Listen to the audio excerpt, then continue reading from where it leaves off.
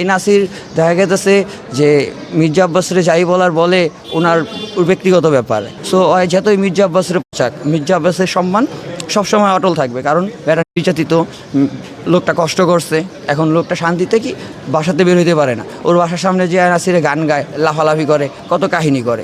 আসলে ওই কিন্তু পাটপাড়ি করতেছে পুরা, ওই এইদিকে ওদিকে যায়, মির্জা আব্বাস ট্রোল করে, ওই মজা নেয়, লাফালাফি করে, ওর ভিতরে ইমোশন নাই, ওই উল্টা পাল্টা কথা কয়।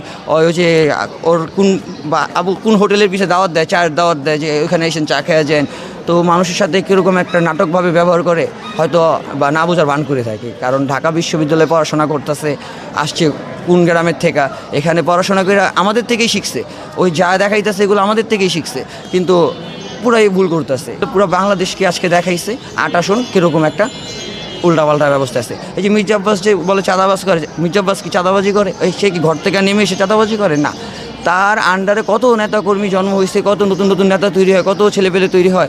এখন ওই একজন ছেলে যে যদি এক জায়গাতে টাকা নেয়, এটার জন্য তো মেন নেতার নাম খারাপ হতে পারে না। মেন নেতা তো জানেই না ওই জায়গায় ওনার নাম বেঁচে হয়ে গেছে। তো মির্জা আব্বাস এমনই একজন, তো উনি কিন্তু চাঁদাবাজি করে না। কিন্তু দেখছি ওই নাসিরে কিছু ভিডিওতে যে মানুষের মুখেতে শুনেছে যে মির্জা আব্বাস এই জায়গাতে টাকা খায়, ওই জায়গাতে টাকা খায়, হ্যান ত্যান, আসলে একটাও বাস্তব না।